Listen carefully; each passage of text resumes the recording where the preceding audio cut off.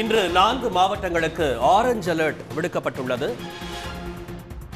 தமிழ்நாட்டில் இன்று 4 மாவட்டங்களில் மிக பலத்த மழை பெய்ய வாய்ப்பு இருப்பதாக வானிலை மையம் எச்சரிக்கை விடுத்துள்ளது. கன்னியாகுமரி, நெல்லை, தென்காசி, தூத்துக்குடி மாவட்டங்களில் இன்று மிக பலத்த மழை பெய்ய வாய்ப்பு இருப்பதாக தெரிவிக்கப்பட்டுள்ளது.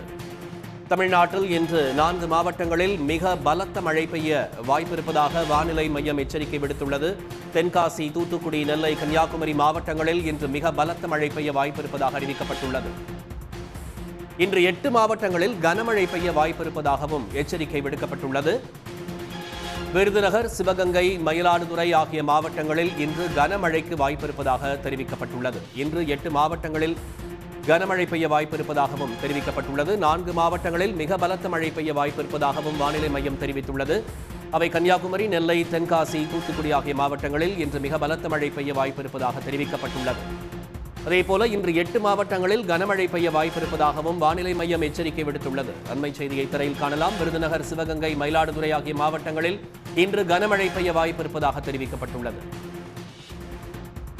அதேபோல சென்னையில் இடியுடன் கனமழைக்கு வாய்ப்பு இருப்பதாகவும் வானிலை மையம் அறிவிப்பை வெளியிட்டிருக்கிறது. சென்னையில் பலத்த மழை பெய்ய வாய்ப்பு இருப்பதாக தெரிவிக்கப்பட்டுள்ளது. தமிழ்நாட்டில் இன்று 4 மாவட்டங்களில் மிக பலத்த மழை பெய்ய வாய்ப்பு இருப்பதாக வானிலை மையம் எச்சரிக்கை விடுத்துள்ளது.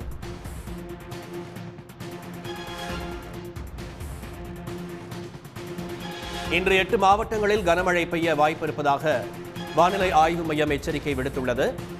விருதுநகர், சிவகங்கை, மயிலாடுதுறை ஆகிய மாவட்டங்களில் இன்று கனமழை பெய்ய வாய்ப்பிருப்பதாக தெரிவிக்கப்பட்டுள்ளது. நம்மோடு குணசேகரன் நேரலையில் இணைகிறார். குணசேகரன், விவரங்கள் என்ன? சென்னையின் பல்வேறு பகுதிகளில் தற்பொழுது கனமழை பெய்து வருகிறது. அதிலும் குறிப்பாக இன்று தமிழகத்தில் 8 மாவட்டங்களுக்கு கனமழை பெய்யும் என வானிலை மையம் எச்சரிக்கை விடுக்கப்பட்டிருந்த நிலையில் இன்று காலை முதலிருந்தே சென்னை புறநகர் பகுதிகளில் வானம் கருமேகத்தோடு மேகமூட்டமாகவே இருந்து காணப்பட்டிருந்தது.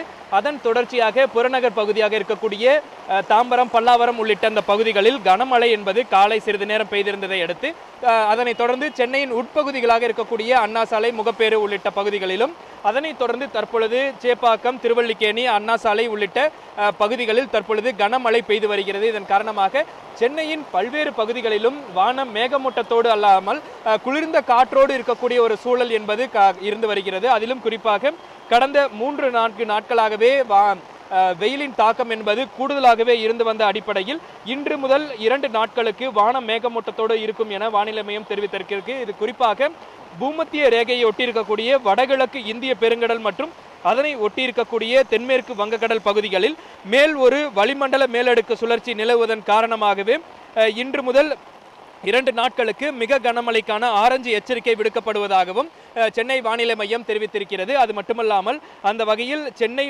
கடந்த 2-3 நாட்களாக வெயிலின் தாக்கம் அடுத்த 3 நாட்களுக்கு குறையும் எனவும் தெரிவிக்கப்பட்டிருக்கிறது.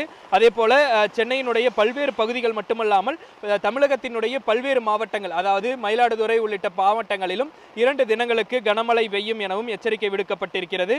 அதிகபட்ச வெப்பநிலை என்பது 2 முதல் 3 டிகிரி செல்சியஸ் வரை குறையக்கூடும் எனவும், அதே போன்று 13ஆம் தேதி 15ஆம் தேதி வரை அதிகபட்சமாக 2 முதல் 3 டிகிரி செல்சியஸ் வரை வெயிலின் தாக்கம் அதிகரிக்கக்கூடும் எனவும் எச்சரிக்கை விடுக்கப்பட்டிருக்கிறது. அடுத்த 3 மணி நேரங்களுக்கு இந்த கனமழை பெய்யும் எனவும், இன்று 4 மாவட்டங்களில் கனமழைக்கான ஆரஞ்சு எச்சரிக்கை விடுக்கப்படுவதாகவும் வானிலை மையம் தெரிவித்ததன் அடிப்படையில் இன்று கனமழை சென்னை உள்பகுதிகளில் பெய்து வருவதனால் பொதுமக்கள் குளிர்ந்த காற்றோடு இருப்பதனால் மகிழ்ச்சியினை தெரிவித்திருக்கிறார்கள். நன்றி குணசேகரன், விவரங்களை பகிர்ந்தமைக்கு. உடனுக்குடன் செய்திகளை தெரிந்து கொள்ள சன் நியூஸ் பெல் ஐகானை கிளிக் பண்ணுங்க.